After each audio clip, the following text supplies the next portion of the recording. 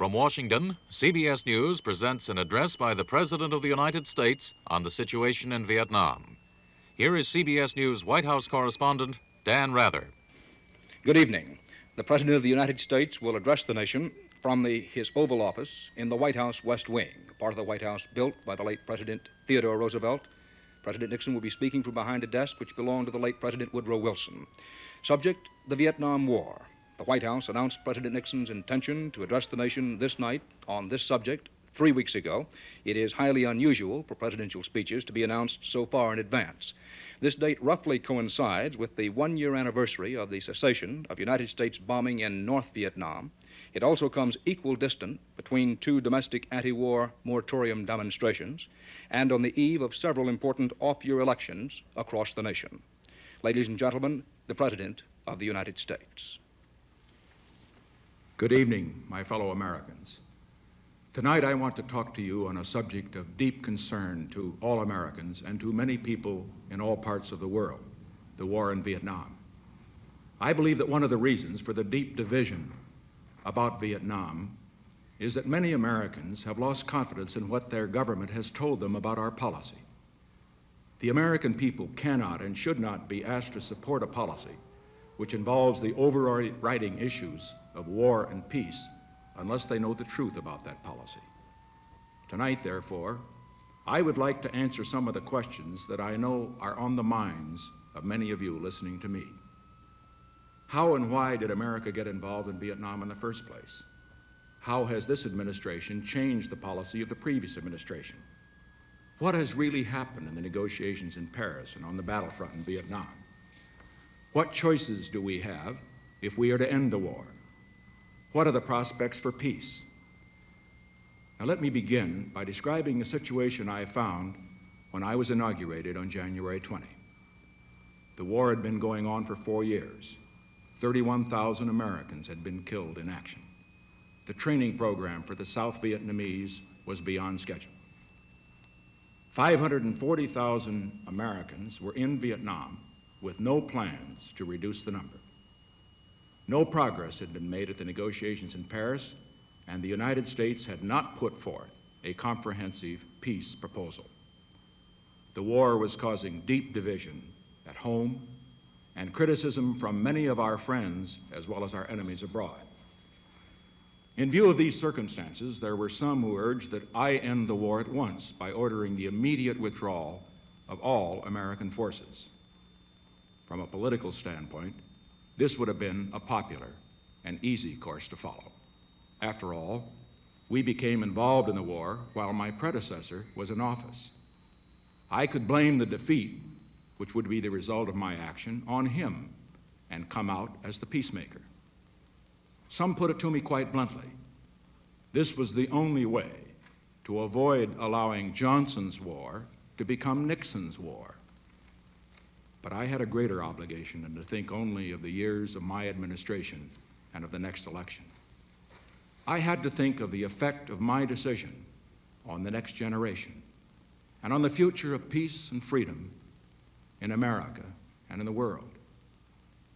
Let us all understand that the question before us is not whether some Americans are for peace and some Americans are against peace. The question at issue is not whether Johnson's war becomes Nixon's war. The great question is, how can we win America's peace? Well, let us turn now to the fundamental issue. Why and how did the United States become involved in Vietnam in the first place? 15 years ago, North Vietnam, with the logistical support of Communist China and the Soviet Union, launched a campaign to impose a communist government on South Vietnam by instigating and supporting a revolution. In response to the request of the government of South Vietnam, President Eisenhower sent economic aid and military equipment to assist the people of South Vietnam in their efforts to prevent a communist takeover. 7 years ago, President Kennedy sent 16,000 military personnel to Vietnam as combat advisors. 4 years ago, President Johnson sent American combat forces to South Vietnam.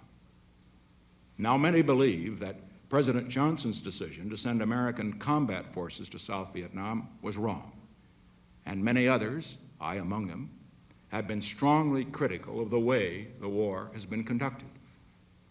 But the question facing us today is, now that we are in the war, what is the best way to end it?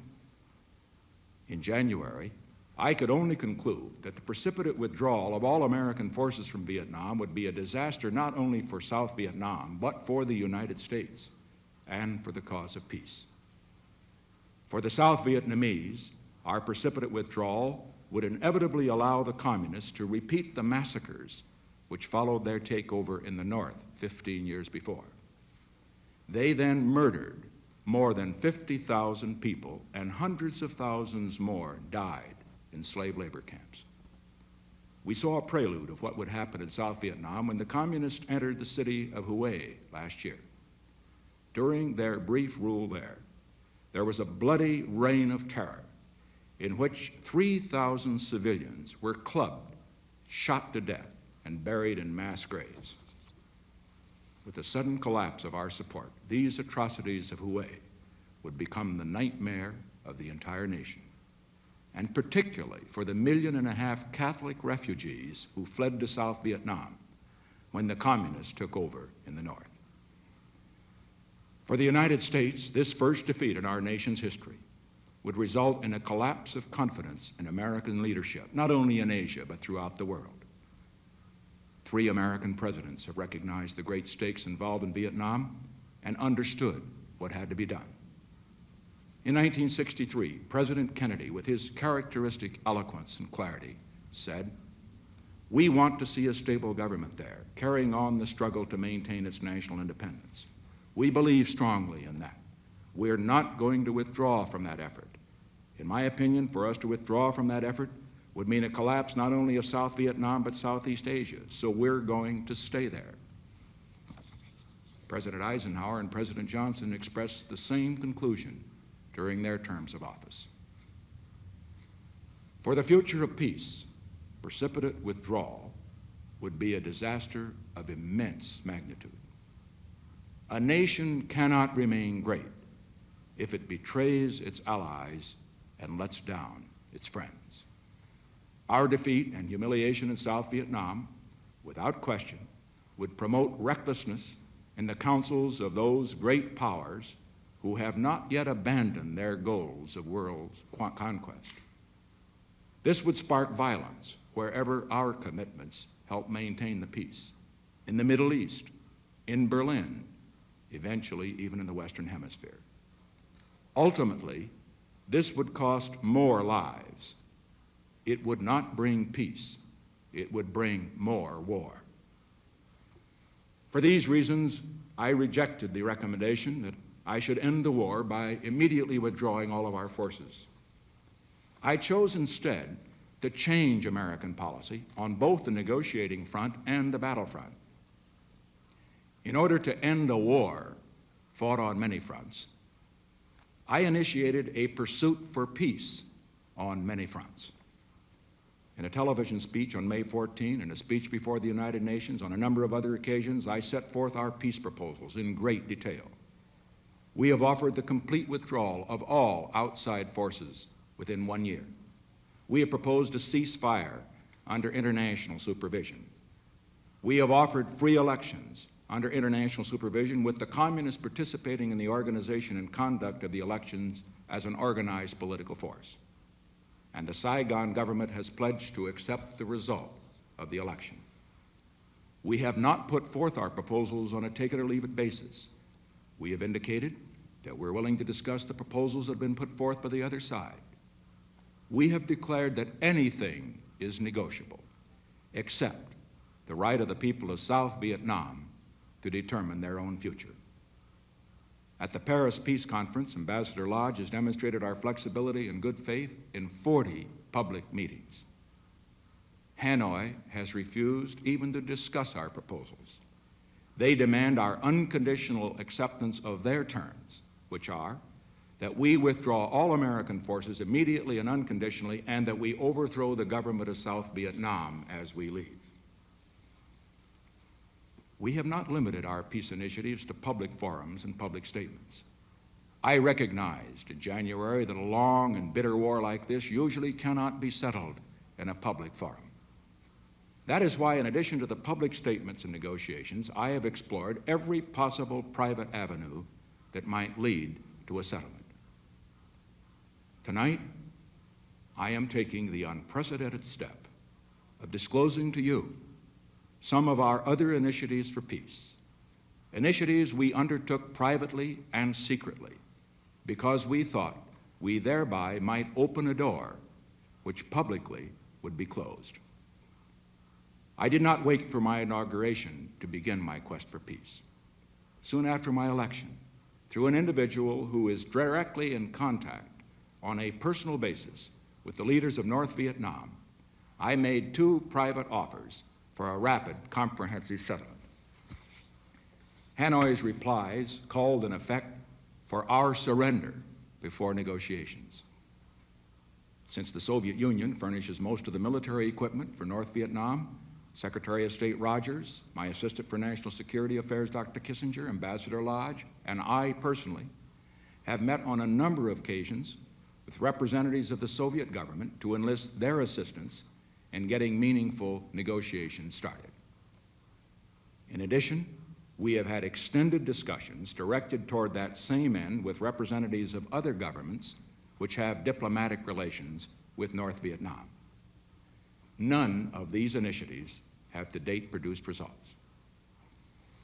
In mid-July, I became convinced that it was necessary to make a major move to break the deadlock in the Paris talks. I spoke directly in this office, where I'm now sitting, with an individual who had known Ho Chi Minh on a personal basis for 25 years. Through him, I sent a letter to Ho Chi Minh. I did this outside of the usual diplomatic channels with the hope that, with the necessity of making statements for propaganda removed, there might be constructive progress toward bringing the war to an end. Let me read from that letter to you now. Dear Mr. President, I realize that it is difficult to communicate meaningfully across the gulf of 4 years of war. But precisely because of this gulf, I wanted to take this opportunity to reaffirm in all solemnity my desire to work for a just peace. I deeply believe that the war in Vietnam has gone on too long, and delay in bringing it to an end can benefit no one, least of all the people of Vietnam. The time has come to move forward at the conference table toward an early resolution of this tragic war. You will find us forthcoming and open-minded in a common effort to bring the blessings of peace to the brave people of Vietnam. Let history record that at this critical juncture, both sides turned their face toward peace rather than toward conflict and war. I received Ho Chi Minh's reply on August 30, 3 days before his death. It simply reiterated the public position North Vietnam had taken at Paris and flatly rejected my initiative. The full text of both letters is being released to the press. In addition to the public meetings that I've referred to, Ambassador Lodge has met with Vietnam's chief negotiator in Paris in 11 private sessions. And we have taken other significant initiatives which must remain secret to keep open some channels of communications which may still prove to be productive. But the effect of all the public, private, and secret negotiations which have been undertaken since the bombing halt a year ago and since this administration came into office on January 20th can be summed up in one sentence. No progress whatever has been made except agreement on the shape of the bargaining table. Well, now who is at fault? It's become clear that the obstacle in negotiating an end to the war is not the President of the United States. It is not the South Vietnamese government. The obstacle is the other side's absolute refusal to show the least willingness to join us in seeking a just peace. And it will not do so while it is convinced that all it has to do is to wait for our next concession, and our next concession after that one, until it gets everything it wants. There can now be no longer any question that progress in negotiation depends only on Hanoi's deciding to negotiate seriously. I realize that this report on our efforts on the diplomatic front is discouraging to the American people, but the American people are entitled to know the truth, the bad news as well as the good news, where the lives of our young men are involved. Now let me turn, however, to a more encouraging report on another front. At the time we launched our search for peace, I recognized we might not succeed in bringing an end to the war through negotiation. I therefore put into effect another plan to bring peace, a plan which will bring the war to an end regardless of what happens on the negotiating front. It is in line with a major shift in U.S. foreign policy which I described in my press conference at Guam on July 25. Let me briefly explain what has been described as the Nixon doctrine, a policy which not only will help end the war in Vietnam, but which is an essential element of our program to prevent future Vietnams. We Americans are a do-it-yourself people. We're an impatient people. Instead of teaching someone else to do a job, we like to do it ourselves. And this trait has been carried over into our foreign policy. In Korea and again in Vietnam, the United States furnished most of the money, most of the arms, and most of the men to help the people of those countries defend their freedom against communist aggression. Before any American troops were committed to Vietnam, a leader of another Asian country expressed this opinion to me when I was traveling in Asia as a private citizen. He said, "When you are trying to assist another nation defend its freedom, U.S. policy should be to help them fight the war, but not to fight the war for them." Well, in accordance with this wise counsel, I laid down in Guam 3 principles as guidelines for future American policy toward Asia. First, the United States will keep all of its treaty commitments.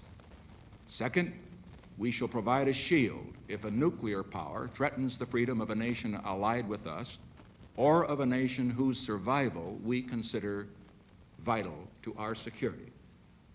Third, in cases involving other types of aggression, we shall furnish military and economic assistance when requested in accordance with our treaty commitments. But we shall look to the nation directly threatened to assume the primary responsibility of providing the manpower for its defense. After I announced this policy, I found that the leaders of the Philippines, Thailand, Vietnam, South Korea, other nations which might be threatened by communist aggression welcomed this new direction in American foreign policy. The defense of freedom is everybody's business, not just America's business. And it is particularly the responsibility of the people whose freedom is threatened. In the previous administration, we Americanized the war in Vietnam. In this administration, we are Vietnamizing the search for peace. The policy of the previous administration not only resulted in our assuming the primary responsibility for fighting the war, but even more significant, did not adequately stress the goal of strengthening the South Vietnamese so that they could defend themselves when we left. The Vietnamization plan was launched following Secretary Laird's visit to Vietnam in March. Under the plan, I ordered first a substantial increase in the training and equipment of South Vietnamese forces. In July, on my visit to Vietnam, I changed General Abrams' orders so that they were consistent with the objectives of our new policies. Under the new orders, the primary mission of our troops is to enable the South Vietnamese forces to assume the full responsibility for the security of South Vietnam. Our air operations have been reduced by over 20%. And now we have begun to see the results of this long overdue change in American policy in Vietnam. After 5 years of Americans going into Vietnam, we are finally bringing American men home. By December 15, over 60,000 men will have been withdrawn from South Vietnam, including 20% of all of our combat forces. The South Vietnamese have continued to gain in strength. As a result, they've been able to take over combat responsibilities from our American troops. Two other significant developments have occurred since this administration took office. Enemy infiltration which is essential if they are to launch a major attack, over the last 3 months is less than 20% of what it was over the same period last year. And most important, United States casualties have declined during the last 2 months to the lowest point in 3 years. Let me now turn to our program for the future. We have adopted a plan which we have worked out in cooperation with the South Vietnamese for the complete withdrawal of all U.S. combat ground forces and their replacement by South Vietnamese forces on an orderly, scheduled timetable. This withdrawal will be made from strength and not from weakness. As South Vietnamese forces become stronger, the rate of American withdrawal can become greater. I have not and do not intend to announce the timetable for our program, and there are obvious reasons for this decision which I'm sure you will understand. As I've indicated on several occasions, the rate of withdrawal will depend on developments on 3 fronts. One of these is the progress which can be or might be made in the Paris talks. An announcement of a fixed timetable for our withdrawal would completely remove any incentive for the enemy to negotiate an agreement. They would simply wait until our forces had withdrawn and then move in. The other 2 factors in which we will base our withdrawal decisions are the level of enemy activity and the progress of the training programs of the South Vietnamese forces. And I'm glad to be able to report tonight progress on both of these fronts has been greater than we anticipated when we started the program in June for withdrawal. As a result, our timetable for withdrawal is more optimistic now than when we made our first estimates in June. Now, this clearly demonstrates why it is not wise to be frozen in on a fixed timetable. We must retain the flexibility to base each withdrawal decision on the situation as it is at that time, rather than on estimates that are no longer valid. Along with this optimistic estimate, I must in all candor leave one note of caution. If the level of enemy activity significantly increases, we might have to adjust our timetable accordingly. However, I want the record to be completely clear on one point. At the time of the bombing halt just a year ago, there was some confusion as to whether there was an understanding on the part of the enemy that if we stopped the bombing of North Vietnam, they would stop the shelling of cities in South Vietnam. I want to be sure that there is no misunderstanding on the part of the enemy with regard to our withdrawal program. We have noted the reduced level of infiltration, the reduction of our casualties, and are basing our withdrawal decisions partially on those factors. If the level of infiltration or our casualties increase while we are trying to scale down the fighting, it will be the result of a conscious decision by the enemy. Hanoi could make no greater mistake than to assume that an increase in violence will be to its advantage. If I conclude that increased enemy action jeopardizes our remaining forces in Vietnam, I shall not hesitate to take strong and effective measures to deal with that situation. This is not a threat. This is a statement of policy, which as Commander-in-Chief of our armed forces, I am making in meeting my responsibility for the protection of American fighting men, wherever they may be. My fellow Americans, I am sure you can recognize from what I have said that we really only have 2 choices open to us if we want to end this war. I can order an immediate, precipitate withdrawal of all Americans from Vietnam without regard to the effects of that action. Or we can persist in our search for a just peace through a negotiated settlement if possible, or through continued implementation of our plan for Vietnamization if necessary. A plan in which we will withdraw all of our forces from Vietnam on a schedule in accordance with our program as the South Vietnamese become strong enough to defend their own freedom. I have chosen this second course. It is not the easy way. It is the right way. It is a plan which will end the war and serve the cause of peace, not just in Vietnam, but in the Pacific and in the world. In speaking of the consequences of a precipitate withdrawal, I mentioned that our allies would lose confidence in America. Far more dangerous, we would lose confidence in ourselves. Oh, the immediate reaction would be a sense of relief that our men were coming home. But as we saw the consequences of what we had done, inevitable remorse and divisive recrimination would scar our spirit as a people. We have faced other crises in our history, and we have become stronger by rejecting the easy way out and taking the right way in meeting our challenges. Our greatness as a nation has been our capacity to do what has to be done when we knew our course was right. I recognize that some of my fellow citizens disagree with the plan for peace I've chosen. Honest and patriotic Americans have reached different conclusions as to how peace should be achieved. In San Francisco, a few weeks ago, I saw demonstrators carrying signs reading, "Lose in Vietnam, bring the boys home." Well, one of the strengths of our free society is that any American has a right to reach that conclusion and to advocate that point of view. But as President of the United States, I would be untrue to my oath of office if I allowed the policy of this nation to be dictated by the minority who hold that point of view and who try to impose it on the nation by mounting demonstrations in the street. For almost 200 years, the policy of this nation has been made under our Constitution by those leaders in the Congress and the White House elected by all the people.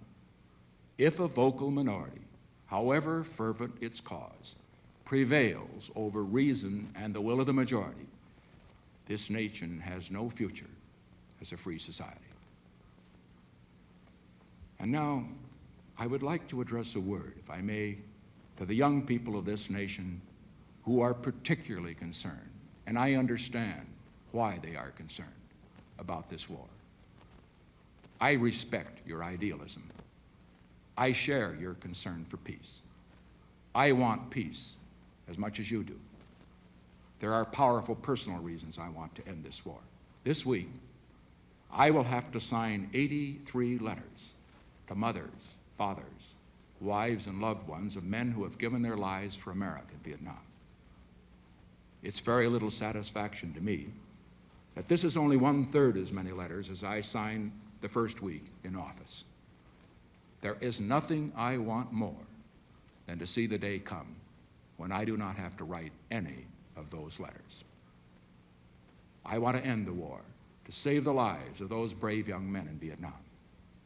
But I want to end it in a way which will increase the chance that their younger brothers and their sons will not have to fight in some future Vietnam someplace in the world. And I want to end the war for another reason. I want to end it so that the energy and dedication of you, our young people, now too often directed into bitter hatred against those responsible for the war, can be turned to the great challenges of peace, a better life for all Americans, a better life for all people on this earth. I have chosen a plan for peace. I believe it will succeed. If it does not succeed, what the critics say now won't matter. Or if it does succeed, what the critics say now won't matter. If it does not succeed, anything I say then won't matter. I know it may not be fashionable to speak of patriotism or national destiny these days, but I feel it is appropriate to do so on this occasion. 200 years ago, this nation was weak and poor. But even then, America was the hope of millions in the world. Today, we have become the strongest and richest nation in the world. And the wheel of destiny has turned, so that any hope the world has for the survival of peace and freedom will be determined by whether the American people have the moral stamina and the courage to meet the challenge of free world leadership. Let historians not record that when America was the most powerful nation in the world, we passed on the other side of the road and allowed the last hopes for peace and freedom of millions of people to be suffocated by the forces of totalitarianism. And so tonight, to you, the great silent majority of my fellow Americans, I ask for your support.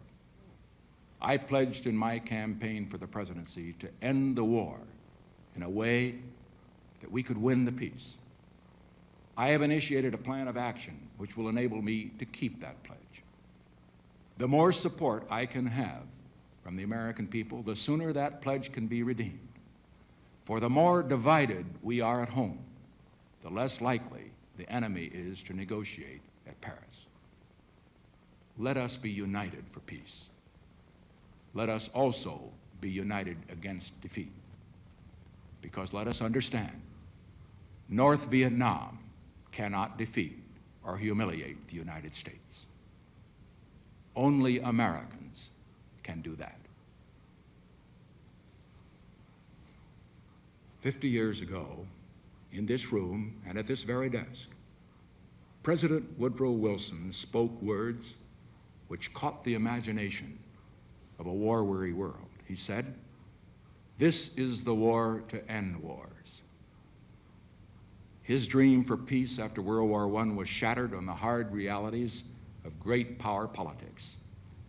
And Woodrow Wilson died a broken man.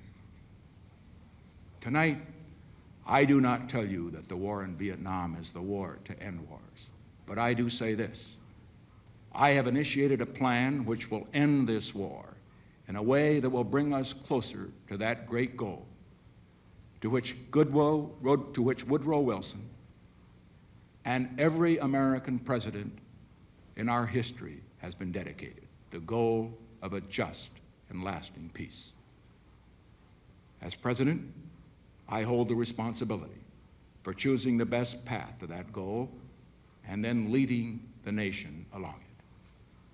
I pledge to you tonight that I shall meet this responsibility with all of the strength and wisdom I can command, in accordance with your hopes, mindful of your concerns, sustained by your prayers. Thank you and good night.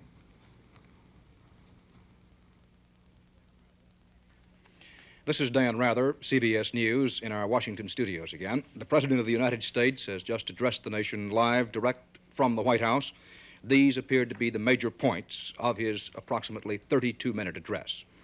President Nixon said he has adopted a plan for withdrawing all United States ground troops from Vietnam. However, he said he could not commit himself to a fixed timetable for troop reductions.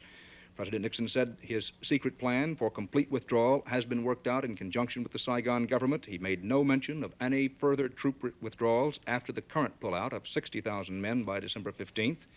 He flatly rejected demands that he should end the war at once by ordering an immediate and complete withdrawal. The president listed several heretofore secret attempts at peace he said he had tried since being elected president, including one personal letter to Ho Chi Minh, a letter which President Nixon said was answered only 3 days before Ho's death, and the answer was, in the president's opinion, discouraging. Those are the highlights. Next, an effort to put those highlights in perspective. A brief CBS News examination of the president's speech. With me in our CBS studios are my colleagues, CBS diplomatic correspondent Marvin Kalb and our national correspondent Eric Severat. Marvin Kalb, in your judgment, and let's preface this by saying, as always, this is a difficult bit of guesswork to immediately follow a presidential address. What, in your judgment, is going to be the reaction in this country to the president's speech and, after dealing with that, then overseas? Well, first, Dan, I'm not sure, but it seemed to me first that the speech cut no new ground. It seemed a soft-spoken, straight-in-the-eye restatement of policy that clearly is not aimed at that group of Americans dubbed by Vice President Agnew as an effete corps of impudent snobs. Rather, it was aimed, as the President put it, at you, the great silent majority of my fellow Americans, presumably those who do not demonstrate, those who want an honorable end of the war but have difficulty defining what an honorable end is and are willing to trust the President to get it.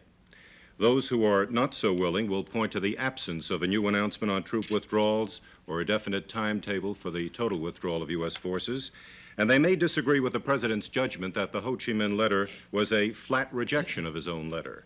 The Ho Chi Minh letter contained, it seems, some of the softest, most accommodating language found in a communist document concerning the war in Vietnam in recent years. The President's policy is best summed up in one of his phrases: a negotiated settlement, presumably in Paris if possible, Vietnamization if necessary. Tonight, a White House source issued what seemed like a veiled threat to change the character of the Paris talks, perhaps even to break them up, if the communists, he said, continued to refuse to negotiate seriously. Dan? In a moment, the thoughts of CBS News national correspondent Eric Sevareid. Eric Sevareid, this speech was widely anticipated to be something of a watershed for the Nixon administration. What is your gut reaction to it? Well, Dan, this, it seems to me, is an appeal to the American people for unity and for support of their president, done in a low-keyed but very fervent manner. As you said, or Marvin said, nothing of a substantial nature or dramatic nature that is new. He is standing his ground.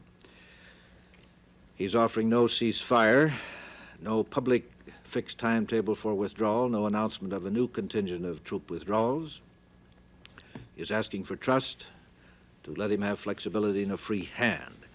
I would think that on its face, this speech would not draw the fangs of some of the leading critics, particularly here in the Capitol, some like Senator Fulbright and others, who were ready, if there was something given them of a definite nature in this speech, to cease their criticism and to support the president. I would doubt now that they would do anything but keep on with the attack. It may give a little more strength to that demonstration scheduled for the middle of the month.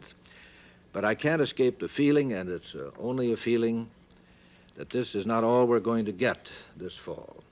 That there may well be an announcement of a quite sizable troop withdrawal, and fairly soon, possibly before these mid-November demonstrations. I have no evidence for this at all, except the feeling that it cannot rest where he's left it. I think it indicates that he believes the majority of opinion in this country is still riding with him, and that he does have more time. And I would think that if there is to be another announcement of a troop withdrawal with numbers, that may tell us a good deal more about the time scale in which he is thinking, the magnitudes of his thought about winding down the war. Philosophically, where this war is concerned, he doesn't seem to be any different from Mr. Johnson or Secretary Rusk. He adopts the notion that on a worldwide basis, freedom is indivisible, the notion that an American pullout would collapse confidence in American leadership all over the world. It's the test case idea that failure there would set communists into action in many other areas, even in the Western Hemisphere, he says. This, of course, is hotly debated by philosophers of foreign policy and has been for a long time. And one would think if all that were true, if this war and our presence there was of this cosmic and universal importance, then the war should be won. But he has said that it is not to be, a military victory is not to be sought. And in that, it seems to me, there lies a profound illogic, but it's over the dam. He is trying to get us out. Eric, in your judgment, is the president going to win this gamble that he can hold a majority of American public opinion behind him for this policy of winding down the war slowly, deliberately, orderly, and as he sees it, honorably? I personally hope he can. I don't know that he can. I think this speech would have been effective last spring, but it's late in the day, and this is why I think something else is going to come and fairly soon. I do not believe it can rest here, but this is only my horseback opinion of one man, and I could be wrong. Marvin Kalb, a horseback opinion of one man on what the effect is going to be on the North Vietnamese and the Viet Cong. Well, it seems to me that what they could say, and they may not be too far off base in this kind of judgment, is that the president has not given them anything terribly new to chew on, but I don't really feel that the president was talking to them. As he pointed out, he was talking very much to the great silent majority of the American people, and the North Vietnamese haven't been given anything really in this speech to chew on. Not at all. It seems to me, if anything, it's going to be somewhat negative in terms of the president's judgment of the Ho Chi Minh letter. Ho Chi Minh is now dead. He is a god in North Vietnam, at least, and certainly has a good deal of strength elsewhere in the communist world. The president defines this as a flat rejection, and yet you have a number of statements in here which suggest considerable flexibility in a negotiating posture. This may not yet be apparent in Paris, but it certainly is there in the language of this Ho Chi Minh letter. Gentlemen, we're running short on time, but very briefly, do you see this speech as an indication that President Nixon and those around him still feel that the war is winnable in the sense that we can keep from losing it? Do you agree, Eric?